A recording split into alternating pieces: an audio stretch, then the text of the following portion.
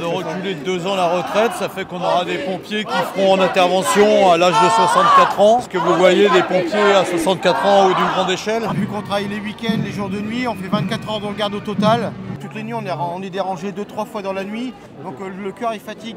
Donc vous faites ça sur une carrière de pompier. Chez nous, l'âge des pompiers, c'est la moyenne nationale de moyenne d'âge de vie des hommes, moins 7 ans. Donc on va dire à 72 ans, potentiellement je suis dans la tombe. Il y a écrit un EHPAD, point d'interrogation, non un lycée.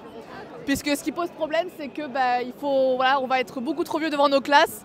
Et ça, c'est hyper important qu'on soit en bonne santé, en bonne forme et qu'on puisse aussi profiter de notre vie, ne pas passer notre vie au travail. Et puis ça m'inquiète aussi pour nos générations futures, c'est-à-dire que même si nous, on nous enlève des choses, qu'est-ce qu'on va encore enlever à nos jeunes? S'ils pensent qu'à partir de 64 ans, ils peuvent monter encore les retraites, moi quand je vais devoir travailler et attendre ma retraite, je vais travailler jusqu'à quand, 80 balais?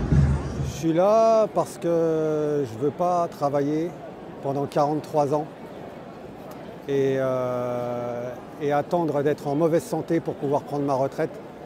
Et je suis là aussi parce que je suis soignant, pour moi c'est la double peine.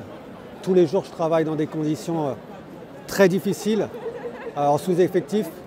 Ça me met très en colère.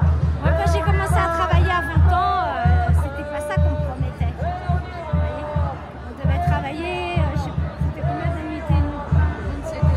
37 annuités et demie.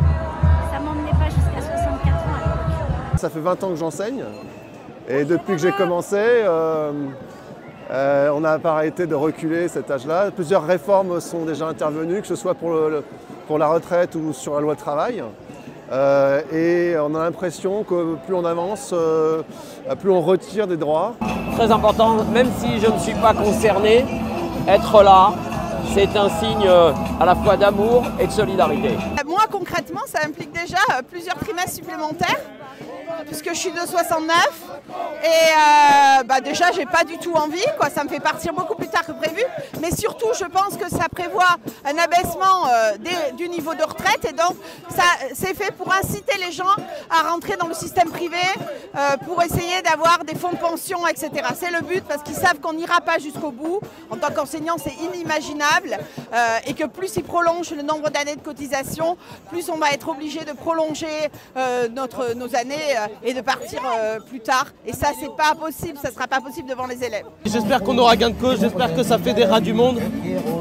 Trop de monde est dépolitisé aujourd'hui et j'espère que ça fédérera et qu'on aura gain de cause.